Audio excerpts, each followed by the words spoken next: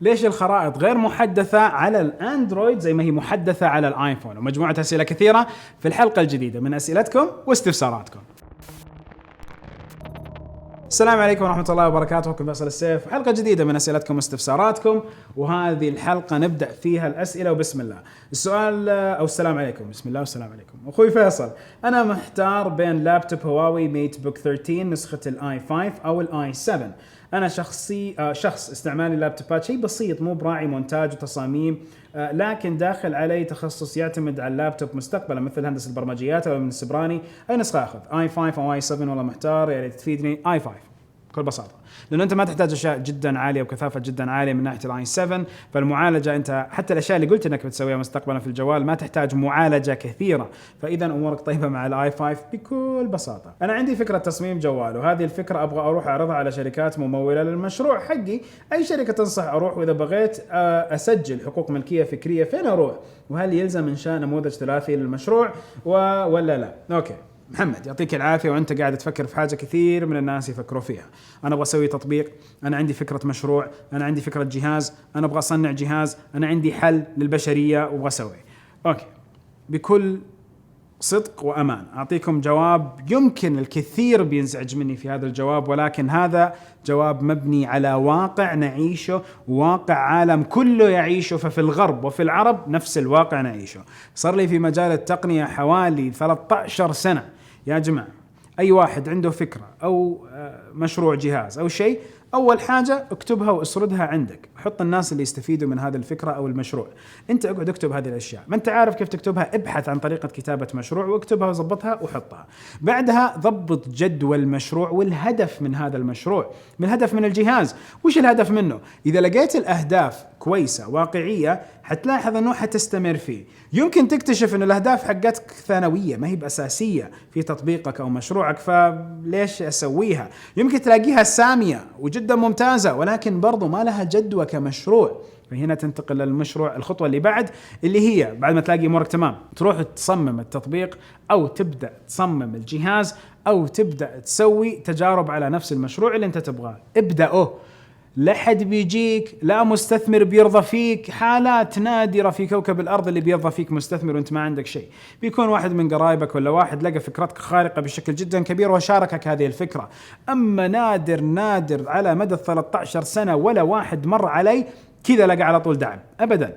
ولكن اللي يبدأوا مشروعهم، يبدأوا تطبيقهم، يبدأوا جهازهم، يبدأوا يبتكروا فيه، يبدأوا يسووه، يجربوه مرة مرتين ثلاثة، يخسر من وقته ومن جهده في التفكير والتطوير، وبعدين يمكن يخسر من ماله أيضا في التطوير والابتكار على هذا الشيء إلى ما يوصل لتجربة أولى، مشروع نموذجي أول. بعدها ألاقي هنا تبدأ الرحلة الحقيقية. الرحلة الحقيقية في أنه يحاول يخلي الناس تجربه، تشوفه، تستخدم التطبيق، يعرف أنه طلع له جمهور. بعدها حيجوا المستثمرين، ولما يجوا المستثمرين التطور اللي أنت كنت تسويه بشويش هتلاقي فجأة بدأ يقفز عندك هذا التطور ويسرع ويصل إلى تسارع جدا عالي. كذا المشاريع تصير، كذا المشاريع تتطور أبدا. مو مسألة أنك أنا عندي فكرة والفكرة بتغير العالم، أنت لما تقتنع بفكرتي وادعمني وبتصير.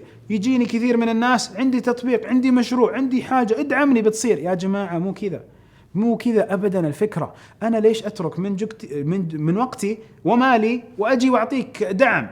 الموضوع أنا عندي عائلة، عندي أسرة، عندي مهام. هذا كلام الواقع اللي نادر الناس تقول لك إياه. زي ما كل شخص أنت بتجيله بمشروعك عنده مهام وحياته ووقته وكل شيء اللي قاعد يشتغل فيهم ومشغول فيهم. عندك فكرة وابتكار، اثبت لنا يا فقط، اثبت لنا يا على أرض الواقع. وريني تطبيق فيه 10,000 مستخدم، وريني جوال طلب شراءه 60,000 واحد في كيك ستارتر، وريني خدمة 20 شخص سجل في الخدمة في يوم وبدأ يستخدمها بشكل متتابع. لا تقول لي عندي تطبيق فيه 1,000,000 تحميل ولكن ما في إلا مستخدمين 10 كل يوم يستخدموه، ما في جدوى. أيضا لا تقول لي أنه تطبيقي لخدمة الأمة والبشرية فقط. لازم تحط فيه فكر إضافي يخليه يا مشروع sustainable مستدام، أو تخلي فيه جزئية ربحية، أو تخلي فيه غاية أكبر. وإذا لقيت الغايات الصغيرة الكويسة حقتك السامية ما هي بقادرة تكمل لك الفكرة، ضيف عليها أفكار أكبر وأشياء أكثر وحتتمم فيها الأغراض. مرسول ما بدأ فقط كمرسول، بدأ كشيء مختلف تمحور إلى مرسول، وتطبيقات كثيرة بدأت بشيء وصارت شيء ثاني، وبعد ما حطوا جهد ومال سمعنا عنهم الملايين والمليارات اللي صاروا يقدروا يستثمروها. لا أنا ولا غيري بيجي وبيحط لك فلوس، بيعطيك ملايين وبيضبط لك أمورك على أساس تسوي تطبيقك من لا شيء أبدا. لما تثبت أنه عندك الجهد والوقت والمال لتنفيذ وتتمم تجربة، ساعتها نستثمر فيك، ساعتها نستثمر ونحط وقتنا وجهدنا ونصائحنا وإرشاداتنا وكل شيء في هذا المشروع. أما بس عندك فكرة، يا حبيبي مليان أفكار في العالم، بس مين اللي حيبدأ يطبق الفكرة الله يرضى عليك؟ أنا أبغى أجيب جوال آيفون، بس بحياتي ما استخدمت الآيفون كهاتف شخصي. أي جوال آيفون تنصحني فيه لو من حيث قوة وجودة صوت والمعالج الجيد للألعاب؟ إذا أنت ما قد استخدمت جوالات الآيفون بكل بساطة وناوي على هذا التغيير مستعد تواجه الأشياء السيئة وأيضا الأشياء الإيجابية الجميلة اللي موجودة في منظومة الآيفون، أنصحك تبدأ بشيء متوسط. يعني حتاخذ لك آيفون 7، حتاخذ لك آيفون 10، هياخذ لك واحد من جوالات الآيفون 6S لو ميزانيتك تسمح بال6S فقط، حيكون تجربة كويسة لك. هذا الشيء حيخليك تجرب، أو هذا الأمر والخطوة تخليك تجرب هذا الجوال شهر شهرين ثلاثة، ما ارتحت له ساعتها تقدر تبيعه وما حتلاقي خسرت كثير فلوس بطبيعة نفس جوالات الآيفون والشيء الكويس في منظومة الآيفون. فأنت يعطيك إتاحة أنه على ميزانيتك تاخذ واحد تجربه شوي وترجع بعدين تضبط أمورك. ليه دائما إذا اشتريت أي تليفون من أبل صعب يفقد قيمته على عكس الأجهزة في الأندرويد اللي اشتريت واحدة منهم ينقص سعرها بشكل كبير خلال أشهر من شرائه؟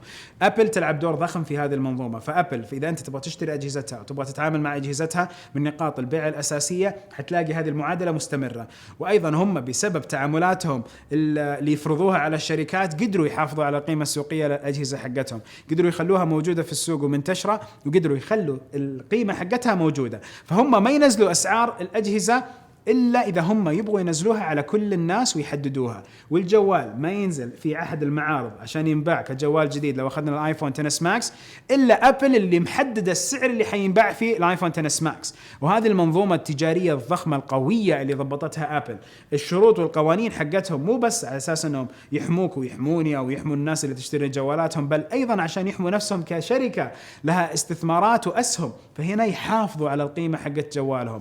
بالإضافة إلى القيمة الضخمة اللي سووها لنفس البراند، عطتهم هذه الإمكانية بشكل جدا كبير. فغيرهم من الأجهزة ما قدروا يسووا هذه المنظومة أو ما استحدثها، فإنك تيجي من عدم تسويها وتطبقها تكون صعب لو جت سامسونج تطبقها. ولكن لو من البداية سووها، هذا الشيء اللي سوته أبل من البداية اللي كان مشت معهم. لو جوالي ما يدعم الشحن السريع واستخدمت شاحن سريع، هل ضرر؟ ابدا، ما في اي ضرر. انت بتلاقي الجوال يشحن طبيعي وكل شيء. هذا الجوال اللي انتم سالتوا عليه المره الماضيه، نعم، او الكفر اللي سالتوا عليه المره الماضيه هو الكفر حق موشي اللي يجي فيه فلاب ويجي فيه الاكسات. هذه الاكسات هذه على اساس انك تعدد طرق الستاند اللي انت تبغى تسويها على الجهاز، وطرق الستاند الكثيره تعطيك الامكانيه انه يصير واقف، جالس، تحطه كذا طول عرض، خرابيط كثيره. فبس حبيت اوضح انه ناس سالتني على هذا الشيء. ايضا الروبوتات راح تكون سبب في ارتفاع نسبه البطاله في العالم الى حد ما، لا ونعم. ففي بعض الأعمال، أعمال المصانع اللي تحتاج فقط خبرات يدوية وما يكون يحتاج فيها شهادات، يمكن تتأثر بشكل جدا كبير. أما لو تكلمنا عن الوظائف اللي يحتاج فيها عقل وما عقل واستخدام بشري والتدخل عاطفي من نفس البشر في طريقة المعاملة، لا، مستحيل الروبوتات تتأثر. هل الروبوتات حتجيب بطالة؟ نعم، أتوقع الروبوتات بتجيب بطالة إذا الطمع حق الشركات زاد، وإذا ما الدول حطت قوانين تسن أو قوانين تكون حازمة في طريقة تعامل الشركات مع البطالة. أشوف الأمر جدا كبير ولازم الدولة تتخذ قرارات جدا صارمة. أتوقع عندنا في قرارات هتكون زي كذا بشكل جدا قريب، بالذات مربوطة في الاندستري 4.0. ممكن تعرفنا بالخدمة أستاذ فيصل اللي هي الفولتي. أوكي، في فيديو يوضح لك خدمة فولتي ولكن بشرحها مرة ثانية. فولتي اختصار له Voice over LTE. ال LTE هي الشبكة العادية حقت ال 4G، فال LTE Advanced هي الشبكة المتطورة. ففولتي نقل الصوت على شبكة ال 4G، مش نقل الصوت بطبيعته كصوت يروح ويجي، لا، يأخذ الصوت عندك في الجوال ينضغط ويصبح بيانات، يروح للطرف الثاني تنفك البيانات، تصير تسمع صوت عالي الدقة لأنه التشفير صار هاي ديفينيشن والفتح الصوت أو فك التشفير صار هاي ديفينيشن. ففويس أوفر LTE نقل الصوت من خلال البيانات. تتطلب وجود عندي أبراج تدعم هذه الخدمة وجوالات تدعم هذه الخدمة، على عكس الواي فاي كولينج. واي فاي كولينج تتطلب أبراج، لا، خدمة نت ما تتطلب أبراج، هذه الواي فاي كولينج. ولكن الفولتي تتطلب يكون عندك أبراج داعمة للخدمة بالإضافة إلى أجهزة جوال تدعم هذه الخدمة. وش الشيء اللي تفيد؟ اول ما احط اتصال على الشخص، اذا انا عندي فولتي وهو عنده فولتي، في لحظتها يجي له اتصال على طول، جزء من الثاني تلاقي رن جواله. ايضا الصوت بصراحه تلاحظوا فرق الصوت بشكل مره واضح، الصوت مره نقي. فهنا نتكلم على فولتي، خدمه ممتازه للصوت، تشتغل في الاسانسيرات اذا حطت الاجهزه الصحيحه، في داخل البنايات اذا حطت الاجهزه الصحيحه، واجهزه هي زي اجهزه الميكروويف حقت الجوال، شيء يشابه فيها، ولكن الابرج الجوال يدعم الخدمه بالاختصار. جوالي هواوي اونر 8 اكس يدعم الشحن اللاسلكي او لا؟ السؤال هذا لا، ما يدعم ال 8 اكس الشحن اللاسلكي حسب ما اعرف. انا مصور احترافي وابغى اشتري جوال يوفر لي جوده واداء عالي في الصور او في التصوير بجميع انواعه، مثل الماكرو والليلي، او من قريب او من بعيد حتى تحت الماء. فايش هو الخيار اللي تنصحني؟ اذا تبغى نقطه الماكرو، فالمي 20 برو اضاف الماكرو بشكل مره مجنون. اما اذا انت تبغى النقاط الباقيه وتصوير احترافي، عندك الجالكسي اس 10 بلس، عندك النوت 9، عندك المي 20 برو، عندك الاس او عندك الهواوي بي 30 برو. كل هذول فيهم قدرات كويسة في التصوير والمعالجة ما بعد التصوير. شوف أحد المقارنات اللي سويتها في التصوير من ناحية واحد هواوي واحد سامسونج، ومنها حتعرف أي التلوينين أفضل بالنسبة لك. وإذا ولا واحد فيهم كويس وتبغى رو، فشوف الرو فيديو أو رو الفوتو أيهم حيكون بالنسبة لك أفضل مع طريقة نقل البيانات، وهنا إن شاء الله بتوصل لظلتك. موعد النوت 10 متى؟ وأبغاك تعطينا معلومات أكثر عن نفس الجوال. إلى الحين ما في أشياء كثيرة أقدر أكدها عن نفس الجوال. أقدر أكد إنه بيجي بنفس المنظومة حقت الشحن اللاسلكي العكسي، أقدر أكد إنه بيجي بأكثر من كاميرا، أكثر من كاميرتين، أقدر أكد إنه الجوال إن شاء الله بيكون فيه إمكانية إضافية جديدة مع نفس القلم، ولكن غير كذا ما أقدر أتكلم أي شيء عن نفس الجوال حق النوت 10. ومتى يكون على شهر 8. مؤتمر في العادة يكون في نيويورك، نحضر المؤتمر ومن خلال المؤتمر سواء في نيويورك أو غيرها من البلدان حنحضره إن شاء الله، وبجيب لكم الخبر أول بأول، فدائما خليكم مشتركين معنا. السلام عليكم، أنا عايز أشتري لابتوب يشتغل في ويب ديزاين، ومحتار بين 3 أجهزة: أبل ماك برو، مايكروسوفت بوك 2، اسوس جي 701 جيمنج لابتوب. اذا انت بتشتغل حاجه في ويب ديزاين افضل لك الابل. ليش؟ الويب ديزاين اذا اخذت الابل ماك برو حيعطيك الكثافه حقت الشاشه مره عاليه واحسن، والكثافه هذه يمكن تفيدك، وخاصه انه كثير من الاشياء اللي فيها تصميم وما تصميم على منظومه ابل جدا جيده وكويسه. واكيد واضح عليك عندك ايفون، ما ادري ليش ما ادري ليش، جد ما ادري ليش.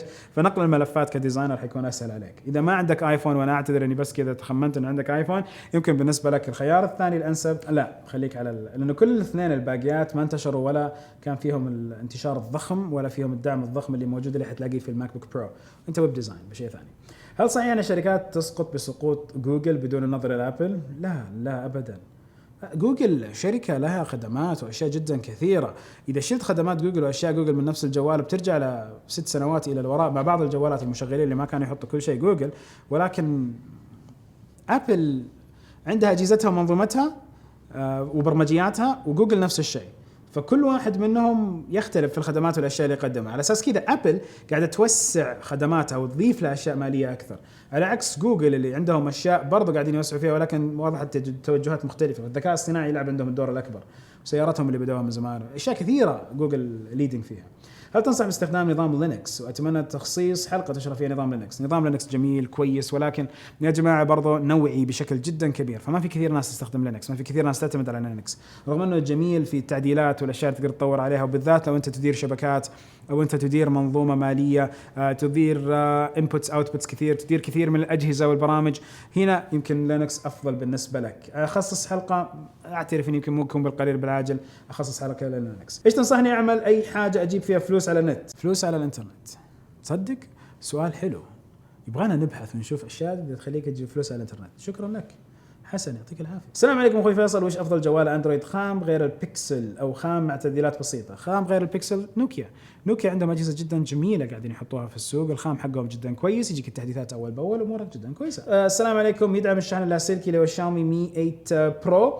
الحين تسألني جوال، على كثر الجوالات هتذكر أحيانا على طول في لحظتها وأحيانا ما أتذكر، فإيش أسوي؟ هدخل على جوجل، أبحث على جوجل، والنتيجة ليش الخريطة غير محدثة على اندرويد مثل الايفون؟ اختلف معاك بشكل جدا كبير. فجوجل بخرائط الجوجل مابس تفوقت بشكل جذري على الخرائط اللي موجودة مابس اللي موجودة على نظام الاي او اس، وهذا اللي خلى اصلا نفس شركة ابل في احد مؤتمراتها القريبة اعلنت انهم حيزبطوا موضوع الخريطة من جديد ويرجعوا يستحدثوا في الخريطة اشياء، لانه كمية الاستخدام اللي موجودة على خرائط جوجل اكثر بكثير من اي خرائط، والامكانيات الاضافية، اللايرز، المستويات والمسطحات اللي تقدر تكشفها، بالاضافة الى طريقة تخطيط المشاوير، مشاركة المشاوير، تخطيط المباني، إضافة الأشياء، وصلوا إلى شيء خارق. والحين مع دوبلكس الأمور بتكون قوية. تعرفوا دوبلكس ولا لا يا جماعة؟ دوبلكس لازم كل واحد فيكم يعرفه، شيء قادم من جوجل وشيء كبير، وشفته في المؤتمر حقهم السنة الماضية وبيصير شيء مجنون.